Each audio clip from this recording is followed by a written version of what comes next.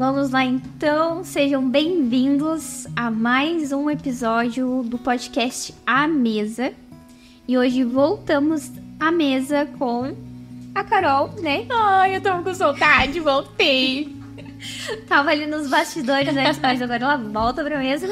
E, claro, com a nossa convidada de honra, né? Que a gente tá contando aqui nesses episódios aí, nessa sequência, a autobiografia da Zena, né? Essa maravilhosa. E ela volta, né? Estamos à mesa com ela também. Exatamente. E vamos puxar, então, do último take, que foi com a Zena somente, né? Então, Carol, o que a gente lembra aí? Da onde a gente parou? Lembro que foram fortes emoções. Mas eu lembro que a Zena tinha contado que tu estava na casa do pastor. E que então teu pai foi te buscar. Que tu estava super bem, depois começou a voltar todos aqueles sentimentos, aqueles gatilhos, os sintomas anteriores, né? Então, vamos só fazer um rememberzinho para o pessoal que já assistiu faz tempo, lembrar do que foi tratado nos episódios anteriores, pra gente dar continuidade à tua história. Joia. Pois é, aí, na volta para casa, quem toma remédio controlado sabe que é algo muito ruim, porque é como se você tivesse amarrada, você não é você, né? E eu voltando para casa, meu pai tinha ido no Dr. Schroeder, pego os remédios. Sim. E eu lembro que os primeiros dias eu tinha que me segurar nas paredes para poder andar, porque para mim era como se eu olhava para o chão e tinha buraco. Incrível. Eu não usava óculos, mas...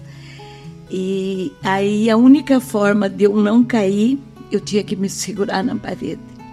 Eu comecei tomando já 4 tipos de remédio. Isso quando voltou para casa do teu pai? Quando voltei. E isso me fez, na minha mente, que eu tinha problema, né? Eu tomo remédio controlado, era para estar no hospital psiquiátrico. E até então eu era uma pessoa. A partir dali, eu tinha vergonha de falar, vergonha de me expressar. Se eu pudesse, eu me escondia quando chegava alguém na minha casa. Ô Zena, tu sente, mas tu piorou depois que voltou? Porque quando tava na casa dos seus pais, antes de ir pra casa do pastor, tu já tinha esses sintomas, né? Não, só veio... Não, aí o sintoma é que eu não dormia. Ah, isso. Para mim, eu comecei a deitar e não dormir. Isso. Mas não dormia, Deus sentiu meus olhos seco. Eu até hoje lembro da sensação que para mim eu escutava ele estralar de noite, de tão seco, de tanto abrir e fechar e não dormir noite e dia. Foram 14 noites, aí deu problema que meu pai... Aí você foi pra casa do pastor e lá não estava tomando a medicação ainda, né? Não, lá eu tomei vitamina pro cérebro. Sim. Aí fiquei aqueles 40 e alguns dias e me senti bem, porque lembra que eu falei que eu não via o dia claro, era como se todo dia fosse nublado. Sim. E muito nublado. Sim. Aí eu vi primeira vez um dia claro.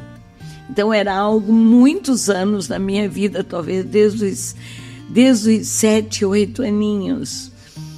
E aí quando meu pai me levou para casa, ele tinha ido no Schroeder e começou a me dar os medicamentos.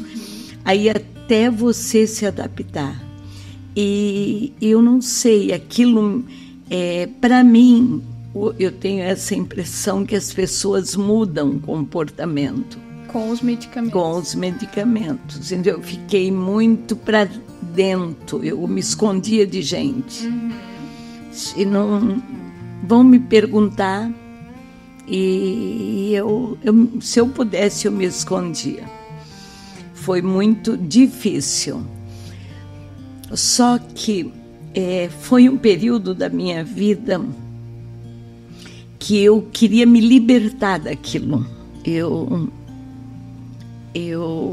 E a minha mãe queria muito se aposentar. Ela sempre foi costureira e ela queria ter uma aposentadoria, né? Eu sempre trabalhei, eu quero ir para uma empresa para mim pagar o meu NPS e um dia me aposentar. E eu lembro que as crianças, os menores na escola, ela disse, vamos com a mãe. A mãe vai numa empresa conseguir um trabalho. E na Nylon Sul, em Joinville, né? Hoje ela não existe mais. E quando a minha mãe chegou, disse que ela era costureira, que ela queria trabalhar. A pessoa do setor pessoal que nos atendeu disse para a senhora, não tem trabalho. Mas para a menina tem. E a gente queria já fazer um teste com ela. Nós estamos precisando muito. E aí a minha mãe disse, não, mas ela não pode trabalhar. Por quê? Não, porque ela teve umas crises, ela toma remédio controlado. Ela disse, mas ela toma à noite, toma de manhã. Não, mas não tem problema, nós queremos a menina. E já me pegou pela mão. A minha mãe disse, ela não tem carteira. Porque o meu pai não queria que eu trabalhasse. Pela história dos meus tios, né? Para ele eu só ia piorar, eu não podia trabalhar. E a minha mãe acabou também crendo nisso. E aí a minha mãe insistiu que eu não podia. E a moça me pega pela mão e leva para dentro da empresa. A senhora espera só um pouquinho. Nós vamos fazer um teste com ela. E aí isso já era meia tarde e bateu o sinal e eu dentro da empresa. Aí eles vieram, ela veio, me entregou para minha mãe e disse, ela passou.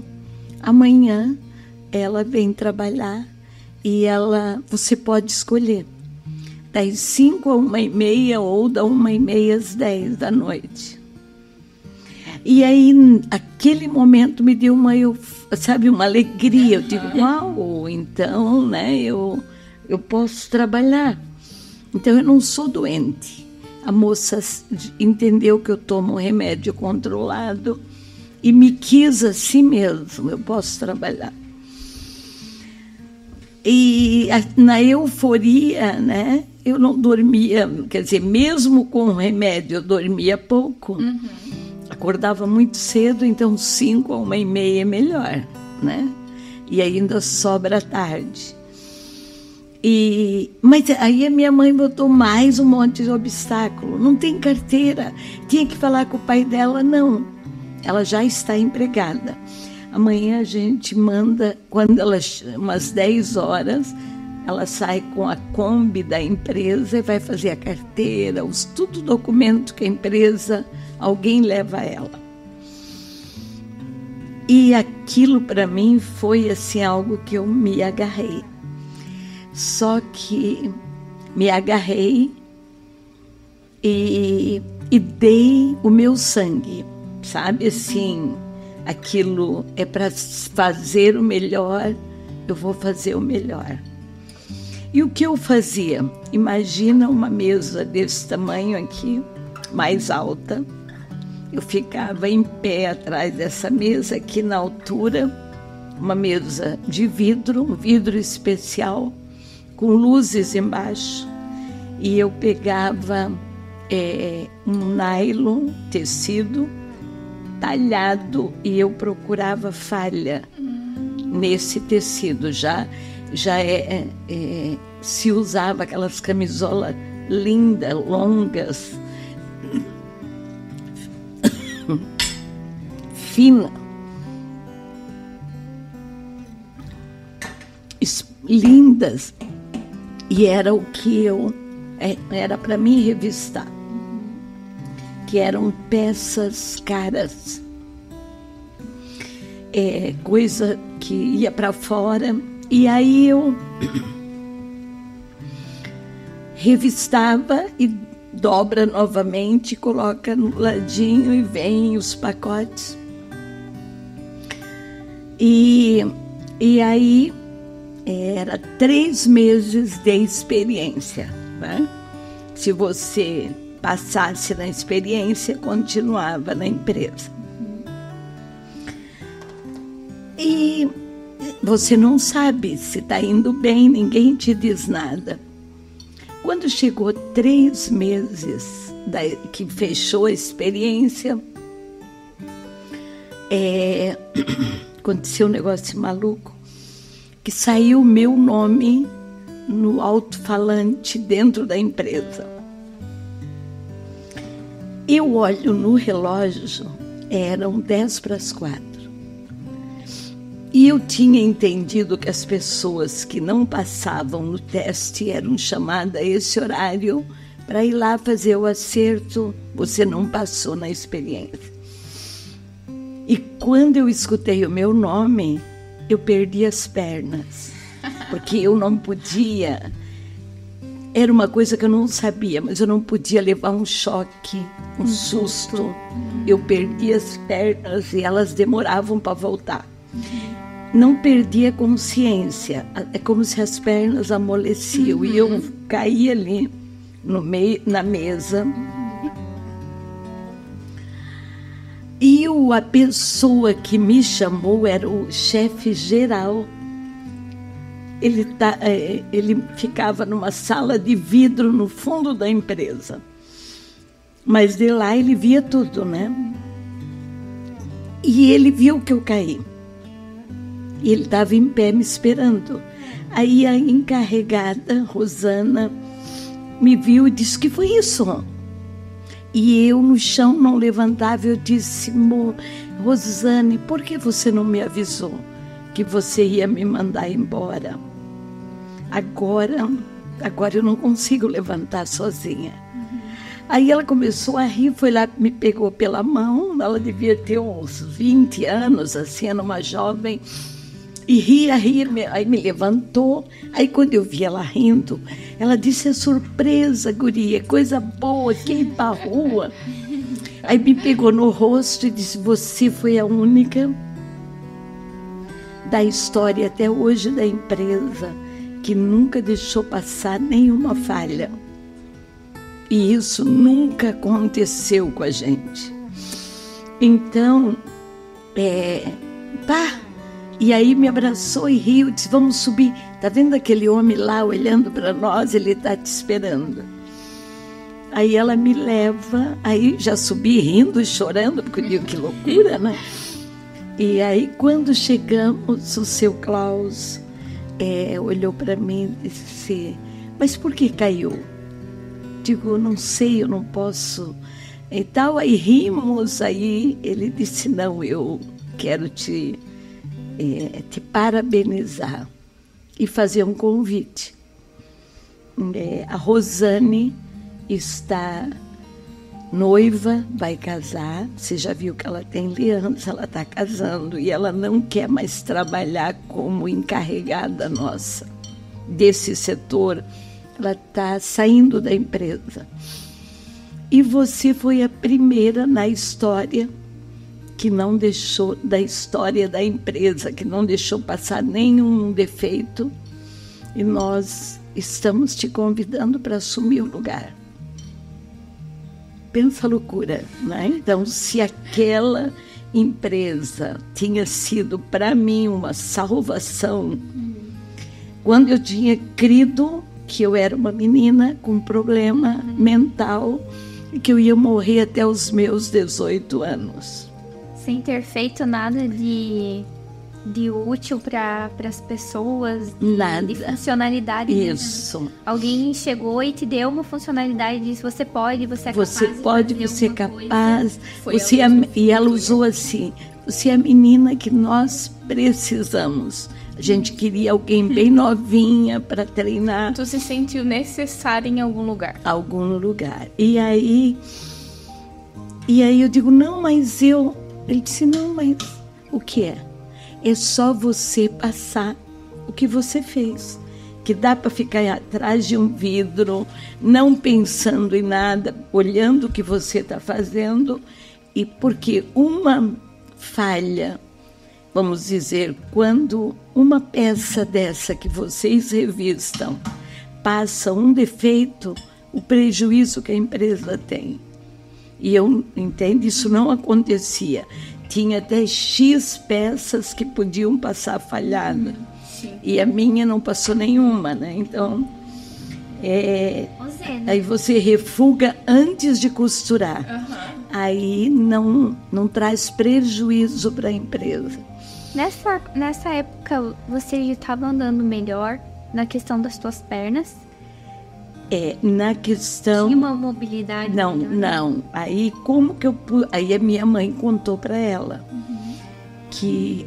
Mas ela tem dificuldade de ônibus. Disse, mas não tem problema. Ela vai começar às 5. Aí eu já bem rápido disse para a mãe, nós moramos no ponto final do ônibus. E aí o ônibus está parado quando eu entro. O ônibus está parado, né? E aí ela disse, na Nylon Sul, quando é a turma das 5 da manhã, o ônibus, porque é muita mulher, meninada que sai para trabalhar, o ônibus para elas saírem. Aí não tem problema. E você pode falar que tu tem dificuldade, que o ônibus tem que estar desligado. Você sempre vai pegar o mesmo ônibus e aí eles vão, quando te ver, eles vão... Já sabe. E aí foi, porque aí eu entendi que naquele horário era sempre, podia mudar, mas ficou os dois cobradores, os dois motoristas que trocavam. Quando eu ia, já sabiam para ela, ela para sair do ônibus tem que estar o ônibus desligado. E aí... Quer dizer, primeiro, para minha mãe era preocupação, né? Ela pode cair no meio da rua. E aí eles disseram, não, toda a rua da empresa tem guarda. Aí eles vão conhecer ela, porque eu andava normal. O problema era um vento forte, era alguém me encostar, né? Aí eu caía. E aí, 3 meses depois, eu assumo como encarregada desse setor.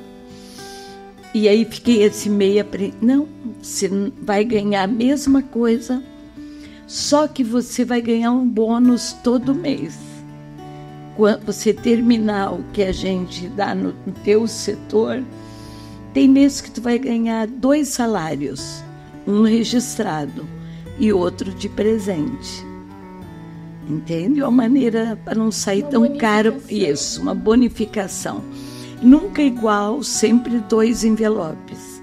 Tem mês que o teu salário vai ser menor e tem mês, se você não fechar, você ganha menos. Aí Para mim, isso não precisava nem dinheiro, né? Só de eu saber que eu tinha... sido útil e que eu tinha uma mente boa, porque se 3 meses eu fui eficiente, então eu era boa. Era uma prova para você, né? Dizendo que eu consigo, que eu dou conta. Não foi ninguém dizendo o teu trabalho estava sendo visto por você mesma, né? Não, exatamente. Foi, eu digo que é Deus, né? Ele sabia que era uma única forma de eu não ter marcas. Era me colocar num lugar e 3 meses depois eu estar liderando. E aí, liderar é comigo aqui. O seu Klaus disse, você vem aqui, eu te dou, né, a tarefa da semana, você passa para elas. E então ficou. Mas assim, se forem mal criadas, né? Então aprendi tudo de setor pessoal, de ir lá, você assina uma advertência, se fizer isso, manda ela conversar comigo. Zena, eu vou fazer uma pergunta porque eu já conheço um pedacinho dessa história. O que você fazia com o teu salário? Sim. E aí foi algo bem estranho, né? Que eu recebia, primeiro eu recebi 3 meses um salário. E depois eu comecei a ganhar 2 envelopes. Assinava um e assinava o do prêmio, assinava separado, né, o documento. Então eu sabia o que ganhava. E a partir dali sempre o prêmio era maior que o salário. Então uns 3 meses eu dava o salário para o meu pai e pedia um passe de ônibus. Eu ganhava da empresa, quando passei a ser encarregada, a gente usava um uniforme bonito. Saia, blusa da mesma malha da empresa. E aí eu pensava, poxa, roupa eu já tenho, né? Daqui, não preciso mais. E tudo era conjuntinho de inverno, tudo, a roupa de uniforme era ganha. E aí eu continuei dando os 2 envelopes para o meu pai. E aí nesse período, né, logo em seguida veio a história do Zizi, da gente. E com 16 anos, isso eu tinha meus 14 para 15, e eu fui crescendo na empresa. Eu tinha um amor que depois do horário meu, eu ia ajudar nas outras sessões. Vamos dizer, a minha está ótima, fechadinha, mas lá na expedição deu problema. Aí elas, hoje você podia fazer 1 hora extra com a gente aqui? Então 1h30 eu não ia embora. Aí eu ia 6, 9 horas, não tinha horário. Gente, eu só mudava. Nesse tempo, você já tinha conhecido o Zizi? Esse tempo eu já tinha conhecido, eu conhecia de criança. Sim. E nesse período já tinha tido casamento. Depois do casamento que eu fui trabalhar, entende?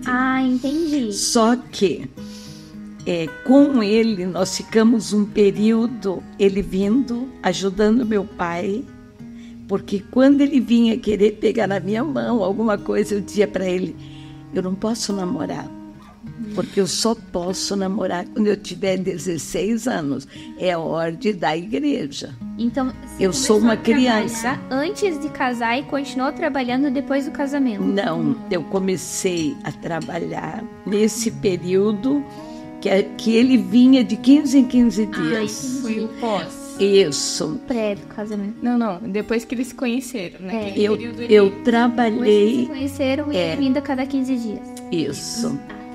E aí. Que o pós eles foram para Paranaguá. Isso. Tá. Aí, trabalhando, e ele às vezes vinha, ficava me esperando, porque eu estava. Mas não era meio teu horário, eu estou ajudando numa outra sessão. Quando chegou perto do nosso casamento, a empresa sabia, conhecia ele de rodear por ali, né? Me chamaram, o seu Klaus me chamou, perguntou o que ele fazia. Eu contei que ele era mecânico de navio e que ele amava Paranaguá, que dificilmente eu queria muito morar em Joinville, mas seria impossível. Que ele disse, nós vamos então te perder. Você vai embora? Digo sim. Aí eles chamaram para conversar com ele. Que às vezes ele vinha quando ele vinha um dia durante a semana, trabalhava sábado, domingo, né, fechando e deixando o navio pronto. Aí ele folgava numa segunda, ele pegava um carro e vinha. E aí eles fizeram proposta para ele cuidar das máquinas de toda a empresa de caldeiraria como mecânico. Para te manter na empresa. Ofereceram um salário para ele bom, claro que não melhor do que o que ele ganhava, porque ele ganhava por, vamos dizer, por algo que ele fazia. Depende do que tinha no motor, era pago, né? Mas seria algo muito bom. E aí ele rejeitou. E aí, você é muito nova, mas não, aí chegou na hora de casar, fizemos o acerto da empresa, né, para mim sair. E aí foi um dia, um negócio que ele me pediu. Ele disse para mim: eu comprei um terreno, já comprei, como ele falou, né? A madeira para fazer a nossa casa, uma casa madeira bem boa, que depois a gente faz a outra parte, era uma meia casinha só, porque eu não queria morar em casa alugada, mas puxando ele para Joinville, né? E aí ele deu um jeito de comprar o terreno, comprou a madeira para fazer a casa. E aí que ele disse que o carpinteiro terminou, nós na lua de mel. Ele pediu para o carpinteiro montar um móveis, arrumar, mas não deu tempo, né? Ele atrasou e ficou pronto em cima da hora. Então fizemos o acerto e ele me fez um pedido. A última vez que ele foi, ele me disse: sempre dá todo o dinheiro para o teu pai. O do acerto de conta, tu podia guardar para nós comprar uma geladeira. O que era? Era duas coisas, uma pia e uma geladeira. Ele tinha comprado o resto, mas faltava uma pia de cozinha e a geladeira. Lá é muito quente, Paranaguá. Eu disse: tá. Porque aí depois que a gente estiver em casa, montar tudo, nós saímos e compramos, né? Chegou na hora de guardar o dinheiro e eu dei para o meu pai. Sabe assim, não... E eu não sabia explicar por que eu fazia isso. Eu ia perguntar isso agora, se existia um propósito, um motivo. Zena, não conta ainda, Zena. Guarda para aquele momento lá, que essa parte eu sei. Fernanda! Não pode dar spoiler, Zena, sim. Então, e aí imagina, quando é que eu ia dar notícia para ele? Era o dia que ele viesse para o casamento, que era para chegar na metade da semana, teve um navio para trabalhar e chegou em cima da hora, que não dava nem... as lojas fechavam às 6, nem comprar um terno de casamento, nada, teve que pegar o do irmão. E eu digo: e agora? Ele vai me perguntar se eu fiquei com algum dinheiro, né? Aí eu digo: eu vou contar antes dele me perguntar. Digo: sabe da história do acerto da empresa? Aí ele olhou para mim. Não, ele olhou para mim e disse: deu dinheiro pro papai, né? Ficou com pena do que a mana gastou bastante no casamento. Você deu pro papai? Eu disse: dei. Tudo bem. Só nós vamos ficar talvez um mês sem geladeira, sem pia, vai ter que lavar a louça no tanque. Aí brincou só. Eu digo: tá, mas assim, já conhecia a rindo. E nesse período que eu dava o dinheiro pro pai, ele vinha e ele colocava dinheiro embaixo assim, a mãe arrumava o café, na hora de ir embora, ele botava dinheiro embaixo e falava no ouvido da minha mãe para comprar o enxovalzinho e as coisas. Eu botei dinheiro embaixo da xícara. Pois ela dá o dinheiro todo pro pai e não adianta falar, né? E eu não sabia por que eu fazia isso. Entende? Joia. E aí, casamos. Eu quero saber. Casamos, fomos embora. E eu engravido, talvez na primeira noite de ter tido relação, devia estar num período fértil. Tu tinha 16, 17 anos quando casou? 17 anos. Meu Deus. E aí eu engravido, não tinha 18 ainda. Eu engravido. Mas a Bíblia diz, né, Zena, que você deve casar com o amor da tua mocidade, né? Isso. E casa cedo. Casar cedo. A gente que errou, irmã. A Zena seguiu certo. O livro de Provérbios diz, né? Que se os pais puderem ajudar, que não era o nosso caso, né? Mas se os pais puderem ajudar, os filhos devem casar os filhos cedo com o amor da vida, aquela coisa de infância, aquele amor bonito, perfeito, né? E aí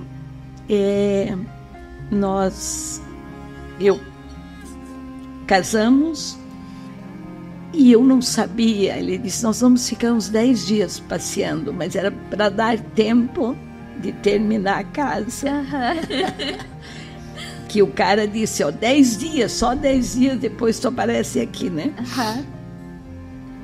E aí fomos para Curitiba, eu era assim, chucrinha de tudo, e ele era, quer dizer, vivido já, né? E aí queria me dar comida especial que eu nunca tinha comido. Você não consegue comer o que você nunca comeu. E aí hoje eu entendo que ali eu já comecei a sentir assim a comida, o gosto, só que não sabia que era gravidez. E aí quando chegamos em Paranaguá, que estava, né, tudo desmontado, que ele contou aqui. E aí ficou triste, porque ele achou que chegar enceradinho, paguei alguém para fazer. Mas eles são diferentes de nós aqui do Sul, né? A casa está pronta, os dois que se virem quando chegar. E aí eu estou grávida, não sei que estou grávida, mas eu era muito magrinha. Eu era a Fernanda quando foi morar na minha casa, um pouquinho mais magra ainda. Um espirro. Era só... Tava sem carne. O Zizi dizia que olhava para ela e me via, né? Verdade. E aí eu deitava na cama e sentia uma bolinha do lado esquerdo. Aquela bolinha começou a crescer. De repente era como se fosse, eu sentia assim como um ovo bem certinho. E aí na minha mente era, meu Deus, eu já não tenho firmeza nas pernas. E agora eu tô com tumor. Era a época que começaram a falar em câncer, que era um tumor maligno. Digo, meu Deus, eu tô com um negócio em mim, tá crescendo todo dia, eu sentia que era. Aí eu já estava uns 3 meses casada e eu não mostrava para ele, porque eu pensava, se eu mostrar, vai ser uma preocupação. Do jeito que ele trabalha, eu não posso mostrar que eu tô com um tumor. Mas aí eu comecei a ir no mercado e desmaiava. Caía no mercado. A minha aliança primeira eu perdi assim, de desmaiar no mercado. Não sei se saiu da mão ou alguém tirou, que era uma aliança bonita. E aí um dia, nós no mercado, final de semana, um sábado, ele foi comigo no mercado e de repente a Caixa disse para ele, a senhora, moço, você sabe o que está acontecendo com ela? E ele disse, o quê? ela já desmaiou aqui umas 3 vezes. Não, ela tem um problema, ela não desmaia. Talvez ela levou algum susto, ela perde as pernas. Não, ela dá um susto em nós, ela fica caída. Em casa isso não tinha acontecido com ele junto? Não, porque ele trabalhava muito. Então era aquela coisa, não tinha hora, ia embora, já era noite, de manhã cedo. E aí ele me disse, é verdade o que a menina falou? Disse, é. O que mais está te acontecendo? Disse, a minha perna está travando também. Outro dia eu ia atravessar a rua, eu tive que ficar parada em um carro buzinando e eu não ia, não sei, está acontecendo umas coisas. Aí ele ficou preocupado. No outro dia foi trabalhar e contou para a esposa do patrão, né? Que ele era assim como um filho para eles. Estou preocupada com a Zenate, está acontecendo alguma coisa. E aí ela veio à tarde, ela chegou e disse, nega, o que está acontecendo contigo? O que tu está sentindo? Aí eu disse, eu realmente estou desmaiando, mas o meu problema é um tumorzinho que eu tenho. E aí ela disse, como? Eu digo, não, eu tenho que deitar e tu põe a mão, tu vai ver. Aí eu deitei e peguei a mão dela e coloquei. Ela olhou para mim e fez a pergunta, quando foi a tua última menstruação? Aí eu disse para ela, só quando eu casei, né? Aconteceu algo. Foi antes de eu casar, eu disse. E depois, né? Aconteceu algo no dia do casamento, normal. E nunca mais. Aí ela começou a rir. Disse, peraí, quantos meses está casada? Vai fazer 4? Eu disse, você está grávida. Disse, como grávida? Em nenhum momento tu pensou que podia ser uma gravidez? Não. Meu Deus. Nunca passou. Tipo, não sei porque grávida. É que assim, não tinha esses papos com mãe, né? Não tinha. E aí, a minha mãe só me disse assim, tu teria que tomar um remedinho que hoje as mulheres tomam, porque tu é muito, mas tu não pode. Eu já fui no médico e tu toma remédio controlado, muito forte. Dificulta aí. Então, mas não disse, aí tu pode engravidar, porque tu não vai tomar nada. Ela falou do remédio, mas ela não te instruiu. Não me instruiu. O que poderia acontecer. Né? Ou não tinha outra coisa para instruir, só disse isso. E aí ela na hora pegou o telefone rindo, ligou pro médico dela. E já disse, troca uma roupinha e se arruma, eu vou te levar nele, ele vai te atender agora. Aí me colocou na mesa e riram um monte, né? Ele fez uma festa, ele disse, e tem outra, tu é tão miúda que dá para saber até que é um menino.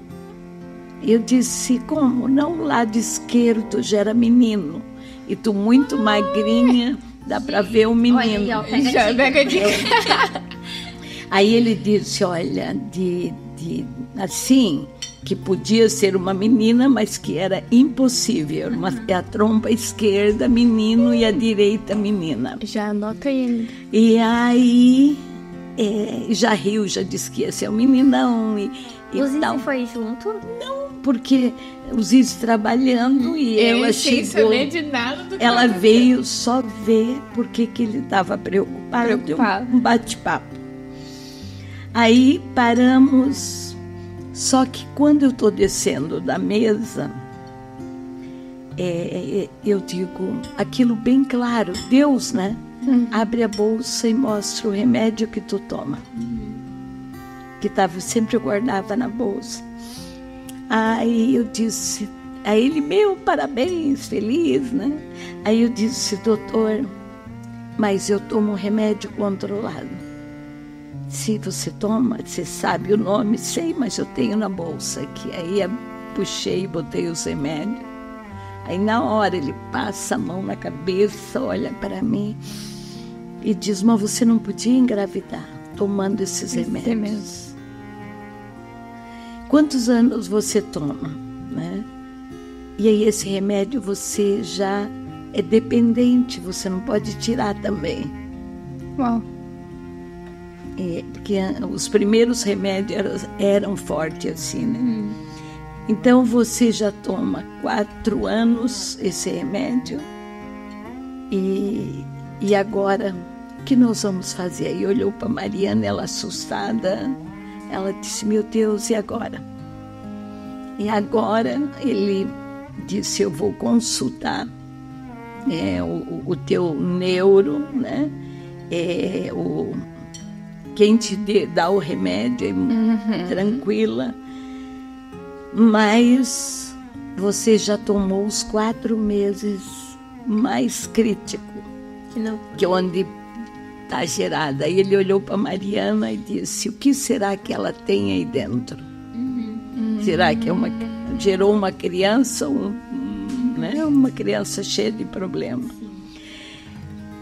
Aí ficou bem apavorado. Depois ele disse, o pior já passou. Quer dizer, o que não era para ter tomado, agora nem já está formado. Então, não adiantava mexer. Continuamos com o remédio. Tá, vamos segurar. Segure. Vamos segurar. Eu sei que a emoção tá grande. Ele A curiosidade também. Que quer saber o que aconteceu depois disso. Mas nós vamos ter que encerrar esse take, que está muito maravilhoso. E aguardem. Cenas dos próximos capítulos. Vamos dar um beijo, vamos tomar um cafezinho aqui, porque essa mesa tá chamando.